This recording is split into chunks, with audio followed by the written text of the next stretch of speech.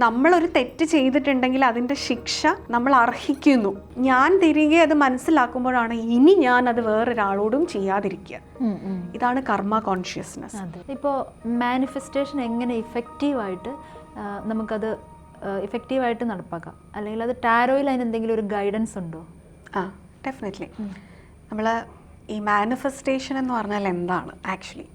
അതെ, നമ്മളൊരു കാര്യം നമ്മുടെ മൈൻഡ് പവർ വെച്ച് മാനിഫെസ്റ്റ് അത് റിയൽ ആക്കി എടുക്കുന്നു. അതെ. അപ്പം ആദ്യം അതിൻ്റെ ഫസ്റ്റ് സ്റ്റെപ്പ് ആഗ്രഹിക്കുക, അല്ലേ? ആഗ്രഹിച്ചു കഴിഞ്ഞാൽ ഇത് നമ്മൾ വിഷ്വലൈസ് ചെയ്യണം. ഈ വിഷ്വലൈസ് ചെയ്യുമ്പോൾ നമുക്ക് മെൻ്റൽ ബ്ലോക്ക് ഉണ്ടെങ്കിൽ, അതായത് ഞാൻ ആഗ്രഹിക്കുന്ന കാര്യം ലഭിക്കാൻ ഞാൻ അർഹയാണോ, അല്ലെങ്കിൽ ഇതിന് എനിക്ക് പുറത്ത് സാഹചര്യങ്ങൾ ഫേവറബിൾ അല്ല എന്നുള്ള ഒരു തോട്ട് ഉണ്ടെങ്കിൽ മാനിഫെസ്റ്റേഷൻ വർക്ക് ആവില്ല. അപ്പോൾ ഇത് നമ്മൾക്ക് ടാരോയിലൂടെ ഒരു വ്യക്തിയുടെ മെൻ്റൽ എനർജി, അവൻ്റെ ഒരു സോൾ എനർജി, കറണ്ട് എനർജി ഒക്കെ എടുത്തു കഴിയുമ്പോൾ മനസ്സിലാകും ഈ വിചാരിക്കുന്ന കാര്യങ്ങൾ എന്തുകൊണ്ടാണ് നടക്കാത്തതെന്നുള്ളത്. അപ്പോൾ അത് നമുക്ക് കറക്റ്റ് ചെയ്ത് കൊടുക്കണം. അപ്പോൾ അതിനനുസരിച്ച് ഒരു ഗൈഡൻസും കൊടുക്കാൻ പറ്റും. അതായത് ആദ്യം ഹീൽ ചെയ്യുക, ഹീലിങ്ങിന് ശേഷമാണ് മാനിഫെസ്റ്റേഷൻസ് വർക്ക് ആവുള്ളൂ. കർമ്മ കോൺഷ്യസ്നെസ് ഉണ്ടാവണം. അതായത് എൻ്റെ ഉള്ളിലുള്ള കാര്യങ്ങൾ എൻ്റെ തോന്നലല്ല, അതെൻ്റെ ഇൻറ്റ്യൂഷനാണ് എന്ന തിരിച്ചറിവ് ആദ്യം ഉണ്ടാവണം. അപ്പം അതിന് ഹീലായി കഴിഞ്ഞാലേ ഈ മൈൻഡ് പ്ലേയും ഇൻറ്റ്യൂഷനും തമ്മിൽ വേർതിരിച്ചറിയാൻ സാധിക്കുള്ളൂ. അതിനുശേഷം നമുക്ക് കോൺസെൻട്രേഷൻ പവർ ഇംപ്രൂവ് ചെയ്യണമെന്നുണ്ടെങ്കിൽ ഡിസ്ട്രാക്ഷൻസ് ഒഴിവാക്കണം. അതിന് മനസ്സ് ക്ലീൻ ഷീറ്റ് പോലെ ആവണം. അതിനും ഹീലിംഗ് ആവശ്യമാണ്. നമ്മൾക്ക് പാസ്റ്റ് ലൈഫിലെ കർമ്മ കുറേ അവിടെ പെൻഡിങ് ഉണ്ടെങ്കിൽ ആഗ്രഹങ്ങളിലേക്കുള്ള ദൂരം കൂടുതലാണ്.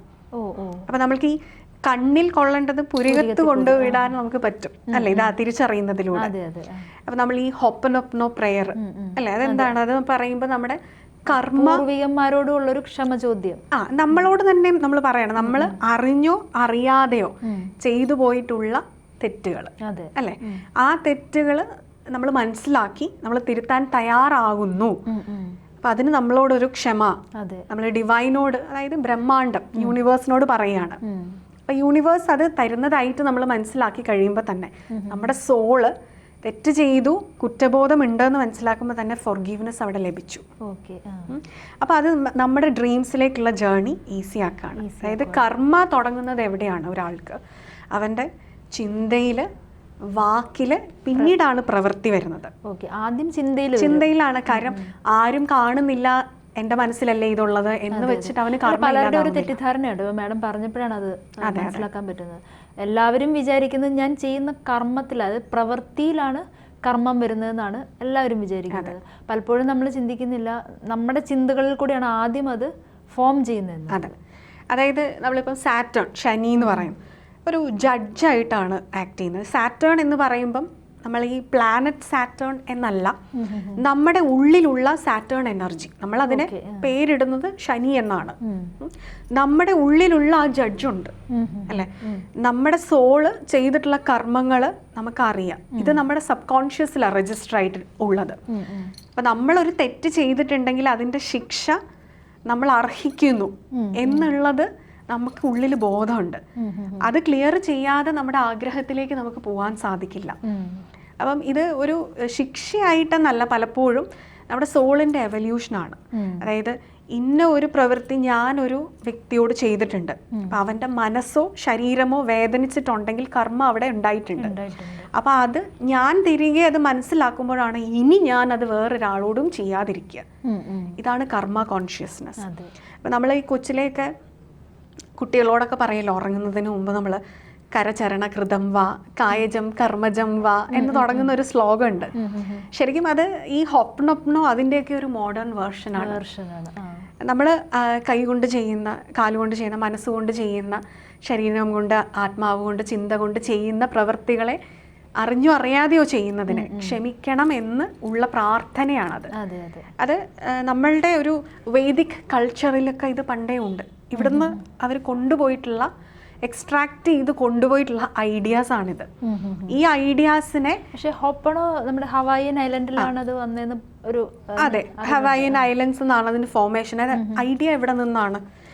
പക്ഷെ ഇത് പറഞ്ഞാൽ നാമം ജപിക്കുന്നു, അത് തികച്ചും ഒരു ഹൈന്ദവ വിശ്വാസത്തിൽ ഒതുങ്ങിപ്പോവാണ്. അല്ലേ? പക്ഷെ ഇത് ഈ ഒരു പ്രെയർ ഹൊപ്നൊപ്നോയുടെ രൂപത്തിൽ വന്നു കഴിയുമ്പോൾ എന്ത് സംഭവിച്ചത്, എല്ലാ കോമൺ ആൾക്കാരിലേക്കും ഇത് എത്തുന്നുണ്ട്. അപ്പം ഇതൊരു മതത്തിൻ്റെ ചട്ടക്കൂട് ആക്ച്വലി ബ്രേക്ക് ചെയ്തിട്ട് ഇതൊക്കെ പുറത്ത് കൊണ്ടുവന്നു കഴിഞ്ഞാൽ ഒരുപാട് നോളജ് സ്പിരിച്വലി ഇവോൾവ് ചെയ്യാനുള്ളത് ലഭിക്കും. ഒരുപാട് ഡെവലപ്മെന്റ്സ് ഉണ്ടാവും. അതെ. അപ്പം അങ്ങനെ നമ്മളുടെ സബ് കോൺഷ്യസിലുള്ള ഗിൽറ്റാണ് ശരിക്കും. ആ ഗിൽറ്റിനെ നമ്മൾ റീപ്രോഗ്രാം ചെയ്യണം. നമ്മുടെ മൈൻഡിനെ നമ്മൾ റീപ്രോഗ്രാം ചെയ്ത് ഓക്കെ ഇപ്പോൾ ഞാൻ എലിജിബിൾ ആണ്, എൻ്റെ ആ ആഗ്രഹം സാധിക്കാൻ ഞാൻ എലിജിബിൾ ആണ് എന്ന് എനിക്ക് എപ്പോൾ തോന്നുന്നു ആ സമയത്താണ് എൻ്റെ മാനിഫെസ്റ്റേഷൻ വർക്ക് ആവുള്ളൂ. ഇപ്പം ഒരാൾ അയാൾക്ക് ലക്കി ഡ്രോ ഒക്കെ ഒരു 10 കോടി രൂപ ഒക്കെ അയാൾക്ക് ലഭിച്ചു നമ്മൾ കേൾക്കുമ്പം അവൻ എന്ത് ഭാഗ്യവാനാണെന്ന് നമ്മൾ പറയുന്നത് അല്ലേ? ഈ ഭാഗ്യം എന്ന് പറയുന്നത് അവന് വെറുതെ വന്നിട്ടുള്ളതല്ല, നമ്മൾ ഈ ജന്മത്തിൽ കാണുമ്പോഴാണ് അത് ഭാഗ്യം. ഇവന്റെ പാസ്റ്റ് ലൈഫ് കർമ്മ അത്രയും നല്ലതായിരുന്നു. അവൻ ആ ഓരോ പ്ലാനറ്ററി എനർജികളും, ഇപ്പം ശനി എന്നുള്ള അവന്റെ കുറ്റബോധത്തിൽ നിന്ന് അവൻ മുക്തനായി. അവന്റെ ഗുരു എന്ന് പറയുന്ന എനർജി, അതായത് ഗുരുത്വം എന്ന് നമ്മൾ പറയും അല്ലെ, എല്ലാത്തിനോടും വളരെ പോസിറ്റീവായിട്ട് കാണാനുള്ള മൈൻഡ് സെറ്റ്, ഇതൊക്കെ അവന് പാസ്റ്റ് ലൈഫിൽ ഉണ്ടായിട്ടുണ്ട്. അവിടെ അത് ഈ കോൺഷ്യസ് മൈൻഡിന് ഇപ്പം അറിയില്ല. ഇപ്പം അവൻ ഏത് അവസ്ഥയിലാണെങ്കിലും ചിലപ്പം ഒരു റെസ്പെക്റ്റും ഇല്ലാതെ, ഒരു ക്രിയേറ്റീവ് പവറും ഇല്ലാതെ, അല്ലെങ്കിൽ വളരെ നെഗറ്റീവ് ആറ്റിറ്റ്യൂഡിലൊക്കെ നിൽക്കുന്ന ഒരു വ്യക്തി പോലും ആയിരിക്കാം ഈ ഒരു ലൈഫ് ടൈമിൽ. പക്ഷെ അവിടെയാണ് പാസ്റ്റ് ലൈഫിന്റെ റെലവൻസ് വരുന്നത്. കാര്യം കോസ് ആൻഡ് ഇഫക്റ്റിലെല്ലാം വർക്ക് ചെയ്യും. Law of cause and effect അത് ബേസ് ചെയ്തിട്ടാണല്ലോ ഹോപ്നോപ്നോ വർക്ക് ചെയ്യുന്നത്. അതെ, എല്ലാം തുടങ്ങുന്നത് നിന്റെ മനസ്സിൽ നിന്നാണ്. There is no others actually, എല്ലാം നമ്മൾ തന്നെയാണ്. അപ്പം what goes around comes around എന്നുള്ളതാണ്. അപ്പം ഇത് ഭാഗ്യം എന്ന് പറയുന്നത് അവനത് അർഹനായതുകൊണ്ടാണ്. പക്ഷെ നമ്മൾ കാണുന്ന സമയത്ത് ഈ ഒരു ലൈഫ് ടൈമിലാണ് അവന് അർഹതയില്ലെന്ന് തോന്നുന്നത്. അപ്പം മാനിഫെസ്റ്റേഷൻസ് വർക്ക് ചെയ്യണം എന്നുണ്ടെങ്കിൽ ആദ്യം ഉള്ളിലെ നെഗറ്റീവ് എനർജി ഉണ്ട്, അതിനെ ഹീല് ചെയ്ത് കളയണം. ഓക്കെ, അതായത് നമ്മുടെ ഒരു ആഗ്രഹം അത് നടന്നു കിട്ടാൻ ആദ്യം നമ്മൾ തന്നെ ഹീലാവണം. അതെ, നമ്മുടെ ഉള്ളിൽ നിന്നല്ല എല്ലാം തുടങ്ങുന്നത്. അപ്പം നമ്മളുടെ ഉള്ളിൽ ആ ബ്ലെസ്സിങ്സിനെ റിസീവ് ചെയ്യാനുള്ള സ്പേസ് ഉണ്ടാക്കി വയ്ക്കണം എന്നുള്ളതാണ്. Okay okay. അപ്പം എല്ലാവർക്കും ആ ബ്ലെസ്സിങ്സ് റിസീവ് ചെയ്യാനുള്ള ഒരു സ്പേസ് അവരുടെ മനസ്സിൽ ഉണ്ടാവട്ടെ എന്ന് നമുക്ക് പ്രാർത്ഥിക്കാം, ആശംസിക്കാം. സന്തോഷം.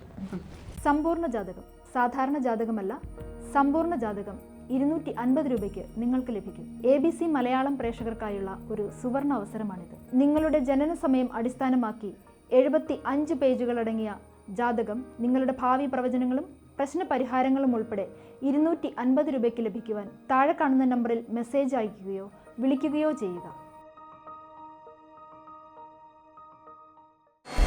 ജ്യോതിഷവുമായി ബന്ധപ്പെട്ട എല്ലാ വിശേഷങ്ങളും നിങ്ങളിലേക്കെത്താൻ ABC ജ്യോതിഷം സബ്സ്ക്രൈബ് ചെയ്യുക.